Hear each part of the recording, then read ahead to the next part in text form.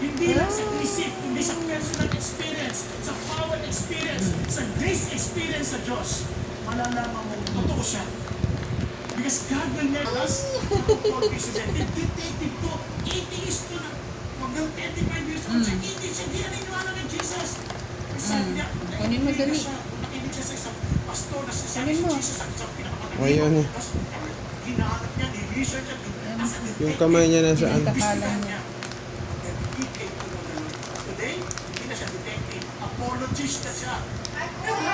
Kaya ang tanong ngayon sa atin ay ito, kanino nakasalalay? They're gonna go to the church. Kung si Jesus hindi na buhay What are you doing? wala na tayong pag-usap. They're gonna go to the church. How do you express your faith? And they'll buy some food later. Uy, mang, ano tanggal? Ah, mama, ang mata. Ang mata niya, mama. That is false confession.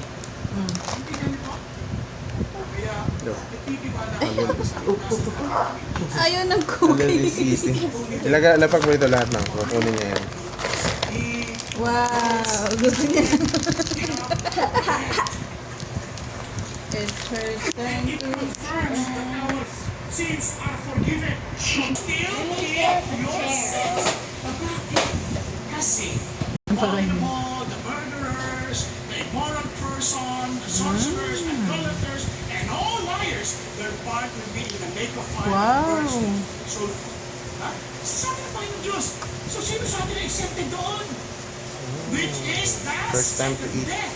So, sa pagkalit sa tat, it is forever and ever. Pero marami rin siya nakain kanina. Nakano ba siya na? Hindi, konti lang. Maliit na. Hindi pa kanya nilunok. Ito yung parang ano talaga, Ito yung tulak sadya niya. na pakain. No? Eternal life. Eh kung abutan mo $100 million, nakakatayo ko Bigyan mo yung kamay niya. someone who has $100 million. Kaya si Jesus, being God, Ayaw niyang... May nakagat siya. I got my hands. May nakagat siya. Ayun. I got my hands wet. That's okay. Nakaya siya. and when he died, he rose again, and rose again. Ito. She ate it. No, Kaya nga, sabi ni Paul sa Colossians, she's poisonous. dead in your She's transgressions, You eat some. position of your faith. Yum. Patay ka sa kasalanan. She's poisonous. He made you alive It's together safe for with baby.